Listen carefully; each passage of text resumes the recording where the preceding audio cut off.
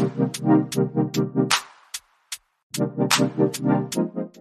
going on, everybody, and welcome to another episode of The Other Side of the Firewall, where we highlight the latest and greatest in cybersecurity news, as well as we highlight those movers and shakers and glass ceiling breakers, those people of color who have made it to the other side of the proverbial firewall. My name is Ryan Williams, and as always, I'm joined by Shannon Times. What's up? What's up? And LeVon Maynard. Where that? What's going on? So this week, not so exciting, but we did find the three most, crucial articles of the week. Ever since the pipeline thing started to die down, so did the news, but that's how the news cycle works, which is a good thing, right? I'm sure there's still people getting ransomware out there, but it's not as big as whole entire pipelines and causing mass hysteria in the States. So it's always a good thing. But without further ado, I give it to LeVon. Sure thing. So we have an article today from the Threat Post from Becky Bracken, and this one's called Hackers Exploit Post-COVID Return to Offices. So it's pretty much essentially, everybody's coming back from the sabbatical of COVID, getting back to the office, getting back to the regular routine, get back to the daily grind.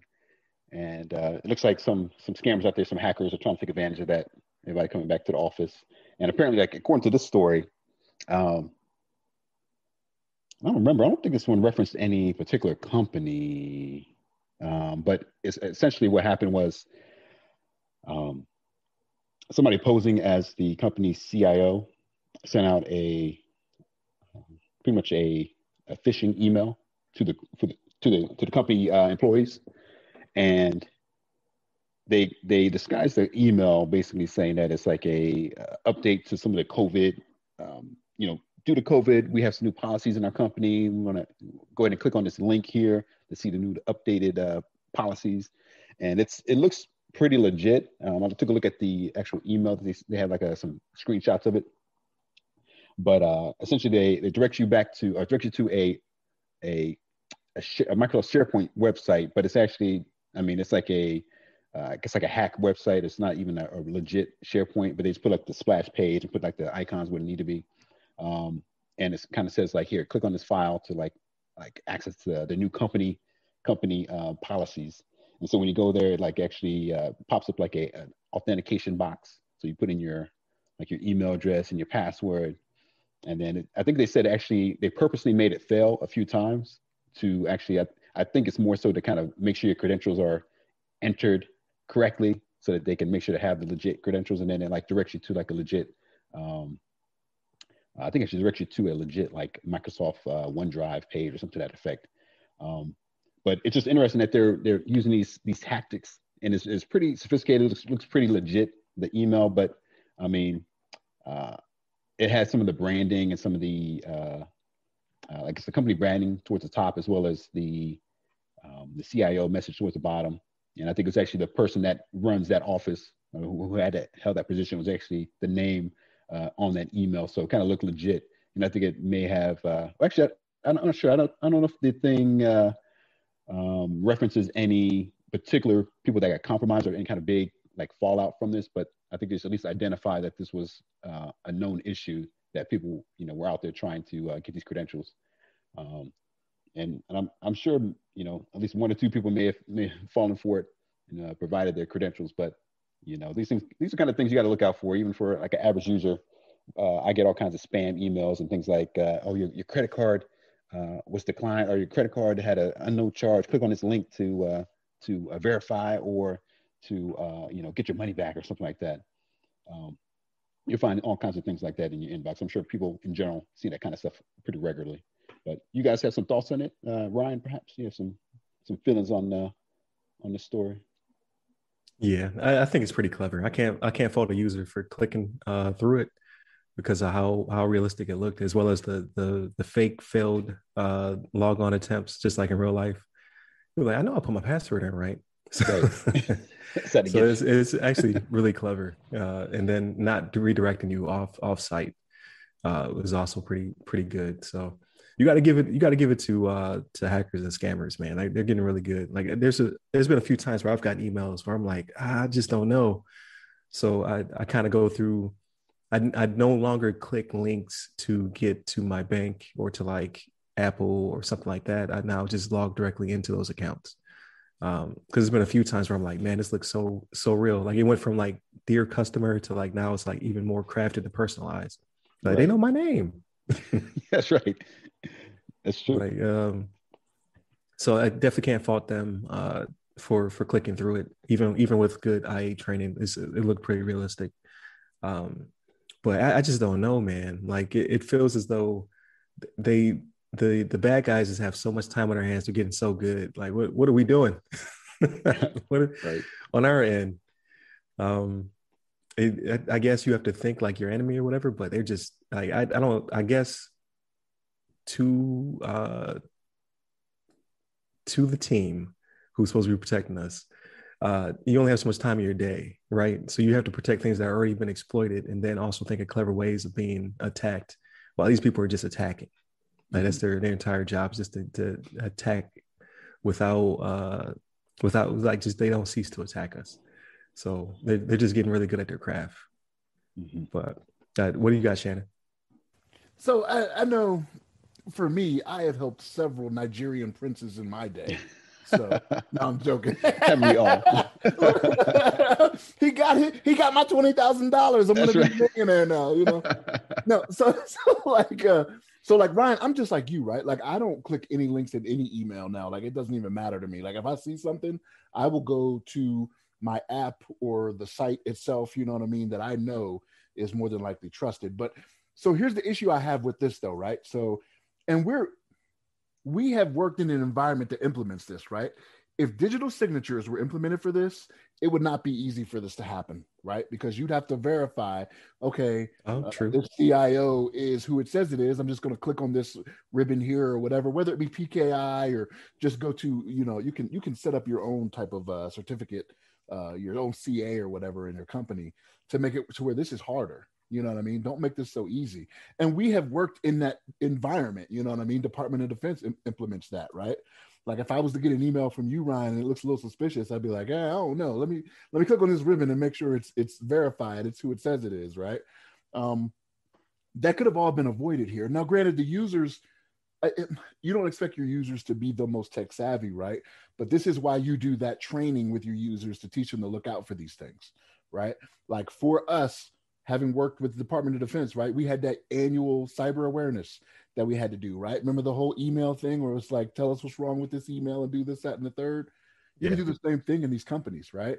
And I realize it's a little bit more money, right? If you want to implement some type of CA, you know what I mean? And then you got to worry about how to issue them, how to secure them and do all these things. But now look at what you're going to have to deal with, right? Now you're getting credentials from your company that are getting put out there to all these people that you don't want to have it because you didn't want to invest a little bit of time and money on the front end or a little bit annually, right? Like that training to do it once a year and it maybe be 30 minutes, 45 minutes or so, whatever it may be, like it is worth it to do that to keep your company and your information safe. But yeah, when I read this, I was like, digital signatures could have prevented this right off the bat. So you could have verified this CIO was who he says it is. But again, you guys bring up a good point in that like your regular users, you know, your user in the financial department, they're not a tech savvy person more than likely, right? They probably know how to use, you know, whatever accounting program they're using or whatever, and then they kind of stick to that. They just kind of keep to their lane with that. But everybody has to have, especially in this day and age, because we're all using computers, everybody has to have some type of knowledge of how these different things these different attack vectors can be used against them, right? So especially with this COVID sabbatical, as you so right. Right. put it, LeVon, you know what I mean? Like with most of us working from home and whatnot, you know what I mean? Right. Like this is something we really should have, and we've hit on this before in past episodes, right? So go look at the past episodes and you guys will see this.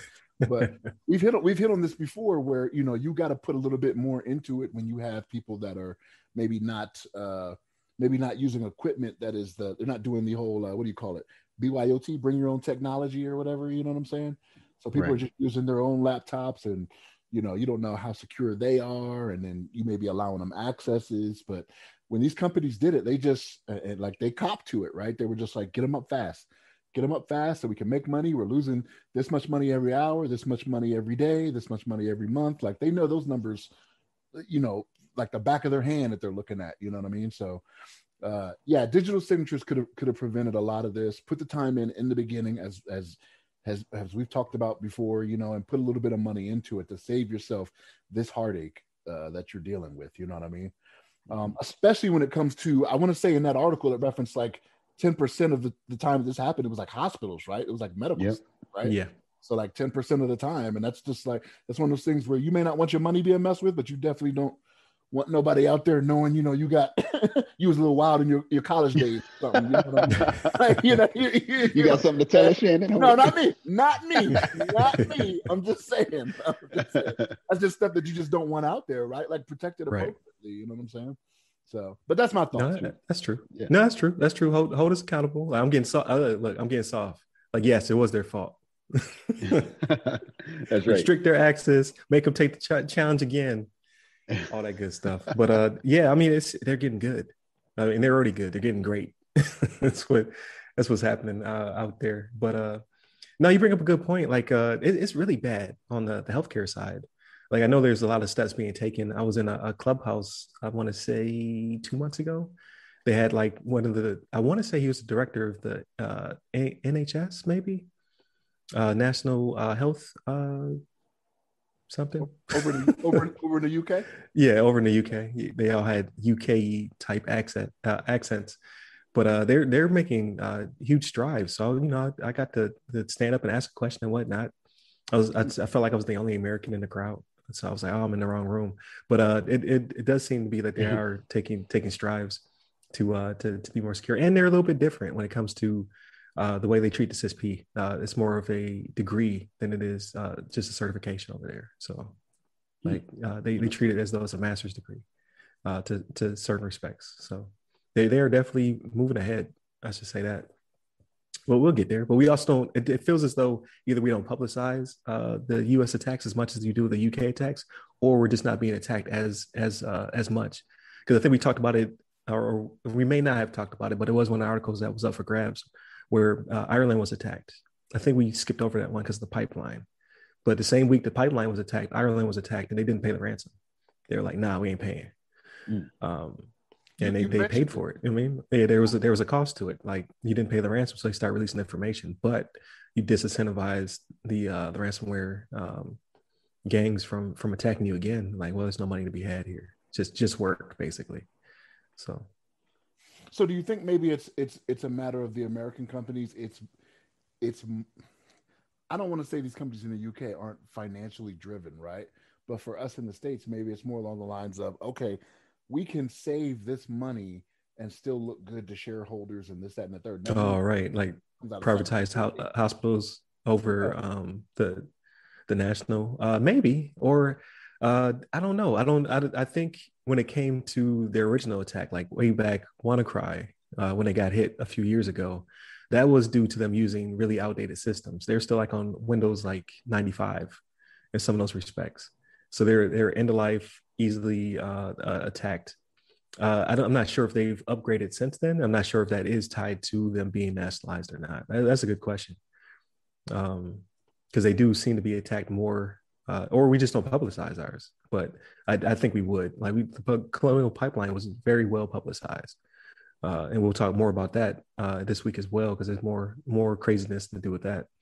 So that's a good question. I definitely want to find out if that's the reason. Like, maybe in this case, being privatized does make you have a bigger stake in staying secure, because you don't want to lose that money. So it's a good point. So I think we beat this horse to death, but definitely interesting article. Like, it's going to be a lot more of this. Like, people are coming back. It's time to get back to work. They're going to come in their offices lax.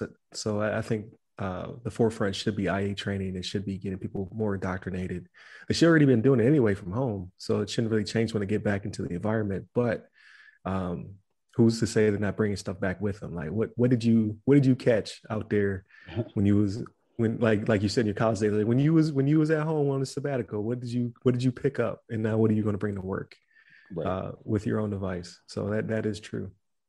Yeah, and just like a little bit of information from the article as well, kind of touched on it, but the So first of all, for COVID, it says like U.S. Over half of the U.S. adults now have received at least one vaccine shot, and they mentioned that the vaccine-related fear, phishing attacks spiked 26% between October 2020 and January 2021, just as life-saving drugs were being rolled out. So there's a lot of focus around COVID and people coming back to work. And like you mentioned, as people come back to work, I mean, they're going to start getting inundated with these kind of like spear phishing and like, have you got your shot yet? Click here for more information, or click here for your to set up an appointment for your shot or something.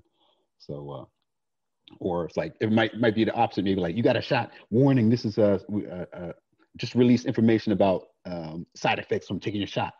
Or Bill Gates has put a chip inside your shot, and now you're going to be tracked everywhere. So now, click on this link to find out more. Look, so that one is already out there. Believe me, that one. Right. That one. Yeah. Don't have to look too hard for that one. Yeah, there are some of them sites that are kind of far off that are already pushing that one. Yeah. Right. Yeah. There's conspiracy theorists out there for sure. Man, people, wow. But no, I thought this was a definitely good article. And it does bring a lot of things to light. Like, I'm sure we're gonna have more talks about this. But so I did say it was a dry week, but there was some other stuff that we didn't bring up, like the whole Wi-Fi being broken, the WAP2 being broken, as well as there was another one. What was the other one? Oh, Google hiding their location tracking settings. Yeah, the tracking settings to make sure that you were tracked. So that was also in there. So there was some stuff. It just wasn't as bombastic or whatever the word is, as pipelines and gas and trunks and other nonsense. But am I the only one who thought about Shaggy when he went there? Yeah. Mr. Bombastic, semi-time. Oh, yeah. I was like, why did I say it like that? There it is. Mr. Lover. But that does it for this episode. So thank you, Shannon. Thank you, LeVon. Thank you to all of those out there listening and sending us messages and emails. Stay tuned throughout the week. We'll have another topic tomorrow, as well as we will have a discussion on Thursday. And then hopefully Ask Us SP. I've been slacking. I skipped 2 weeks. I needed a sabbatical, but now I have lots of questions to answer. So there it is. And then Friday, of course, we always have the everything else but Cybers, where we do the weekly rundown. So, and someone else may have some consoles now. We will talk about it. Stay tuned. Hit us up at www.theothersideofthefirewall.com. We can also get to our IG and Facebook group, as well as you can hit me up personally at RY Security Guy. That's RY Security Guy on Clubhouse, LinkedIn, Twitter, and IG. And LeVon? Hit me up on the Twitters at LeVon Maynard. There it is. Y'all take it easy and have a good week. Take care.